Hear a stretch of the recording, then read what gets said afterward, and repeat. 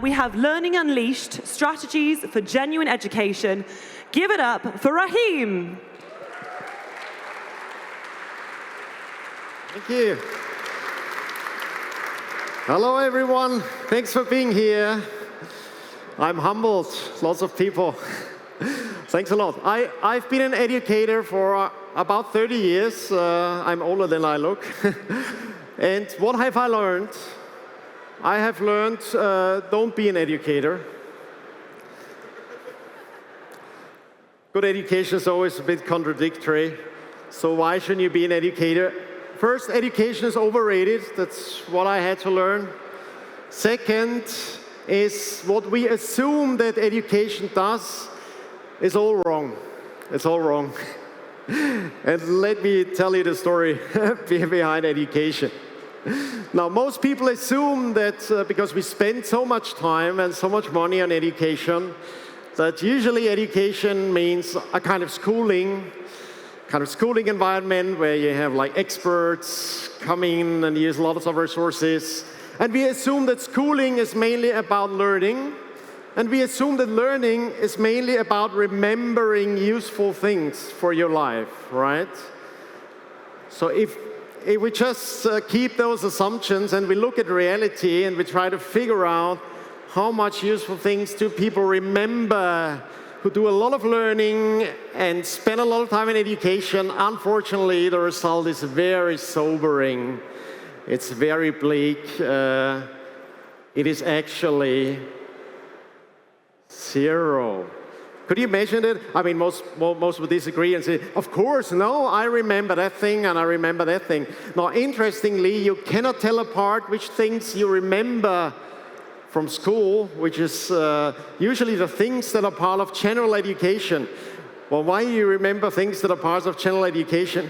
Because almost everyone knows them. So you will encounter them before school, during school, and after school. So of course you remember something, because that's how you remember. So how does remembering actually work, if that was really all about it? Remembering works by scaled repetition. You've got to repeat things, you have to encounter them again. And scaled means you have to have a little gap between, and you have widening gaps between the times you encounter something again and retain it again. What makes you remember the things? As the second part of your mnemotechnique of remembering is you need to have a meaningful story. It must be meaningful to you. And if it's not a direct experience, then it's a kind of story that has meaning for you and transport it. So if you want to remember something, that's the way to go about it. Why doesn't education help up with that? Because that's not the point. That's not the point. There is some correlation, of course, between remembering and intelligence. So you can see some impact. If you train your memory, your IQ may get up a few points, but of course it goes down again. So there's no empirical evidence for any retained increase in intelligence through schooling or through, I mean, of course, if your whole life you train your mind and you train your memory, I'd recommend that. It gets more important with age, and that will keep your intelligence alive. But that's not the point of learning. That's not the point of remembering. So what's actually happening in education? The most important reason and function for people to be in school or sending their kids to school is actually have someone watch your kids in a safe environment. So mom and dad can go working, right? So schools are mostly about a safe environment to have kids spend time with other kids while mom and dad are busy. And of course, also partly due to a fiat system, in many families, most parents have to work to make up, usually for taxes and loss in purchasing power and so on. So they become more important, those kinds of institutions. But of course, if you don't know what you are doing something for, you're not optimizing for it, and then the delivery will get worse over time, obviously. So if you really think about having a safe space for your children, you'd optimize it differently, because a lot of the danger usually comes from the peer group, comes from teachers, all the things that enter school that you actually want to protect your children from, but the schools wanting to be more attractive to the outside world have become like the outside world, and thus, of course, are losing the aspect of a safe space. I think there's nothing wrong about having a safe space. I think our Bitcoin conference, which of course is part of Bitcoin education, its main function is be a safe space, a kind of kindergarten where Bitcoiners can hang out, play, have fun, and it's a safe space. Not a lot of scammers here, not a lot of fiat mindset here. So I think it's great, and it's an important part of education, and I think you should optimize for it. And I think the organizers optimized very well for providing one intrinsic and crucial feature of actual education. But historically, schools has a much more relevant function, and the main function historically, if you look at what people actually claimed education was for, it's for identity shaping. The reason education is overrated is German philosophers, is they came up with Bildung and Nationalbildung and Nationalerziehung, which is not just national education, it's nation formation, shaping an identity.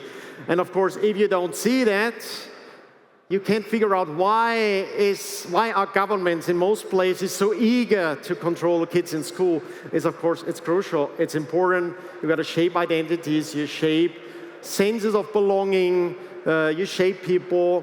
And I think that's underrated. I'd be very neutral with it. I think it's just better, that's my approach from the Austrian school, better to have a realistic assessment of what things are for. And I think also to a large part, Bitcoin education is actually about identity shaping, is finding a sense of belonging, your tribe that you can trust, that feel like you. And I think it's nothing wrong about it. I think it's always better to optimize for the things you actually want to have than just hide them and be a bit ashamed that you're pursuing them. So I think, secondly, a Bitcoin conference like that as an educational venue, of course, is a venue of identity shaping, fostering identities, creating a kind of community and belonging. And so again, I think it's better to optimize for those results here.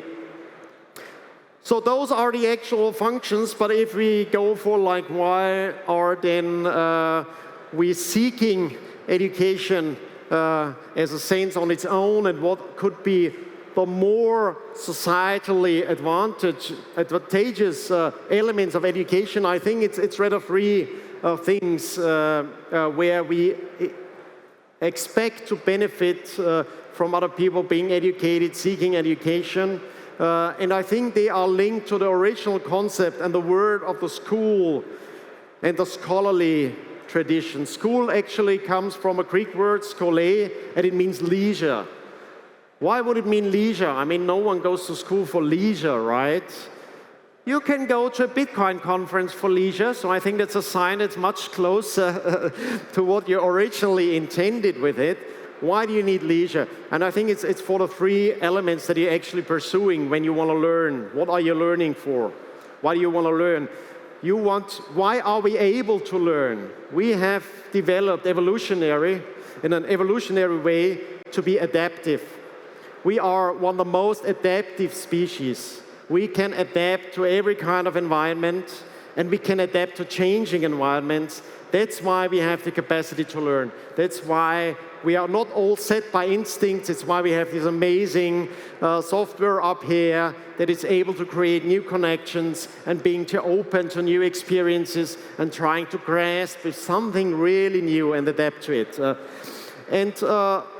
The most famous part of it, of course, is the original cypherpunk ethos, is cypherpunk's build. It's the inventor. It's someone trying out something new. That I think is one of the most profound ways of learning, is you actually try out something new. And you want to learn if it's nonsense, if it works better actually. Usually it does not. So that's the experience of learning, is failing. It's you learn from failure. That's most of the hard and learned lessons of life, is learning from failure, and that's what this kind of invention is about. Interestingly, economically, it's not that relevant for the individual, because most inventors don't profit from new technologies. And most cypherpunks, of course, didn't profit from the great tools they gave to us, they built for us, they learned to create for us. So, of course, what does it mean if you do something where you don't take a material benefit? That's leisure, right? That's leisure. How do you do it? By doing it, actually. How do you learn to code? You code, you solve problems, you just do it, but you need leisure for that. Of course, if you don't have the leisure yet and you don't know how to start, actually the better way to start is work. So we thought we protected our children by having child labor laws that make it possible that children don't have to work. And we forgot that it was not the work, it was the poverty that was the problem. Of course, if you then forbid children to work, and we've seen it in Pakistan, for example, there was a big campaign like stop, make children soccer balls, because they had an industry of children sewing soccer balls, and they stopped it with a big campaign. What was the result? Child prostitution increased. So of course the problem is not kids working in Pakistan, it's poverty. It's kids have to work in parts that are not safe, in industries that are not safe, that don't have a high profitability, not have a high chance of reach to embedment. So of course work is a safe way, and I'd say for many kids they'd be much safer and had a much better learning experience in trying to participate productively in something other than spending their best years in life in an institution that protects them from the outside world, and it protects them from reality. And I think that's the reason why we have so little retention from what we learn at school, is it's protected from reality. It's a kind of LARPing.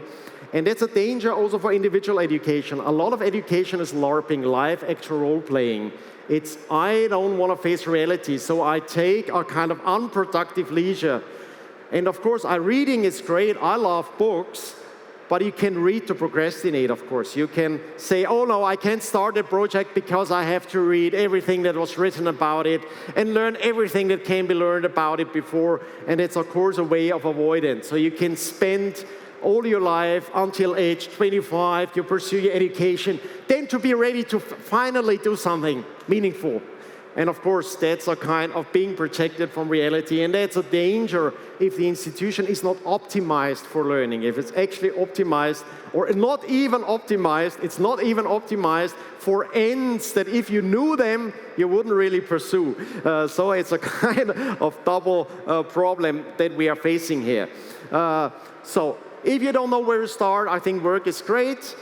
Work doesn't lead to invention usually, because you got someone else telling you what to do. You do the best practices, of course. Trying out something new is inventive. That's why it's not that productive. It's because you fail most of the time, so you need leisure. You can either have the leisure on your own, or you work sometime and then you have leisure and try to invent something. I think that's a great way of learning. What's actually more economically relevant is innovation. That's something entirely different from invention. Innovation is figuring out how to use technology for problems actual people have. And usually it takes a lot of time. It's like most technologies are there and no one realizes their potential. Only the geeks are interested in it. You know, Bitcoin combined a lot of old, really old technology that only geeks were interested in. And it took so much time. And we're still so early because innovation takes so much time figuring out what kind of problems does it solve. And then the people have to figure out, so you have to have a user interface, making it as easy as possible for people to realize, oh yeah, that's a problem I have. So what's this kind of learning? That's empathy. That's empathy. That's where actual innovation comes from, that kind of learning. I take an interest in other people. I'm humbled, I'm respectful, I try to figure out what's actually your problem. It's not, and I think for the good kind of education, that's of Bitcoin education, let's be honest, Bitcoin education is the marketing department of Bitcoin, right? So what's good marketing? There's nothing bad about marketing, just be conscious. I think good marketing, like good teaching, has empathy. It's not, oh, I'm so intelligent, you are so stupid, you don't get Bitcoin, so I gotta teach you to make you a little bit less stupid, yeah? That's what teaching usually is. that fails, that bitterly fails. And it's really bad marketing. It's like, let me explain my product to you. It's like, no, that's really bad marketing. It's like a humble experience. It can be a problem you have on your own, and that's usually a recipe for great entrepreneurship. You figure out, okay, I'm not alone. I fixed the problem for myself, and lots of other people have that. There's also kind of empathy, of course, but that I'd say is the crucial part of learning. That's economically the most important one, is empathy. And I'd say that's good marketing, and that would be good Bitcoin education. And I think a lot of Bitcoin educators do that unconsciously because they don't have these distortions around. It's really having the empathy, and it's like figuring out, okay, I was at a stage when I entered Bitcoin. How can I make it easier for someone like myself who's like 5 years later than myself? What would have made it easier for them or for myself when I was at that stage? I think that's the right approach to teaching, and it's great to see that the Bitcoin conference like that also approaches this in a more sensible direction, that most of the formal credentialed education would do it. I've been teaching at universities for a long time. It's only very recently that I can openly teach about Bitcoin. Before, of course, it had to be in a subtle manner, and it can never enter the textbooks because it's such a long process. It's all like people know everything. They have to grade you.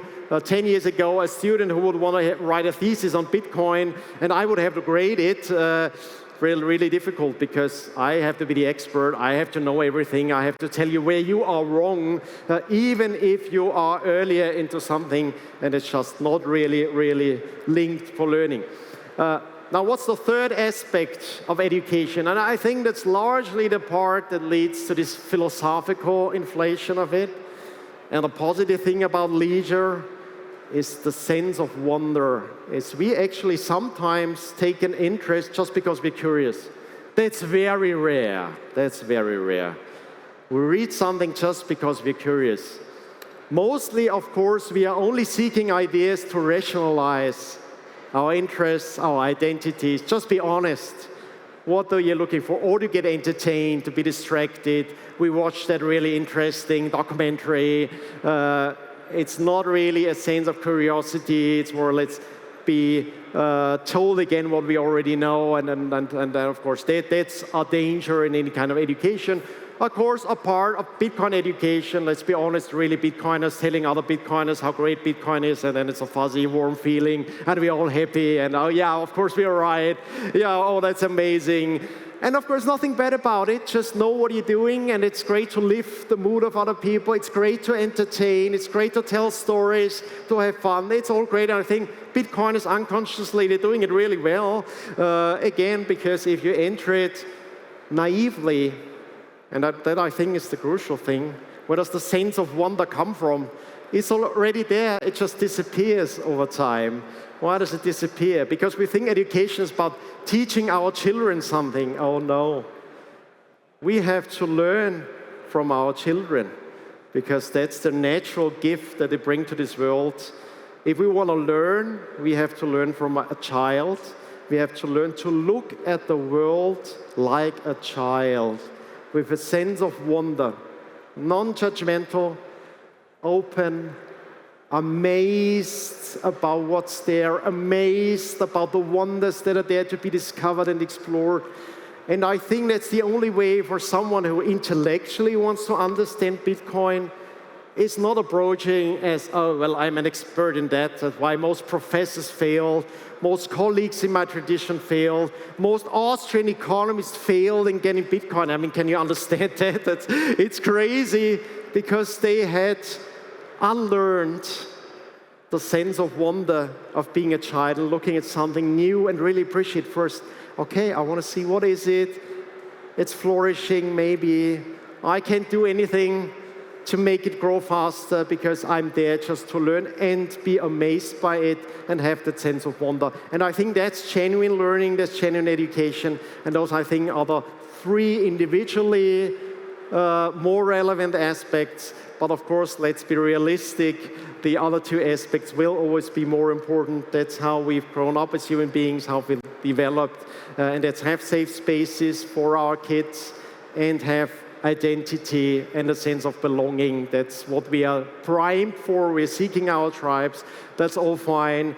but the whole inflated thing of education is a potential, and it's an individual potential. And I wish you all the best to pursue that path again of wonder, and it's great that you're here. Thank you for listening to me.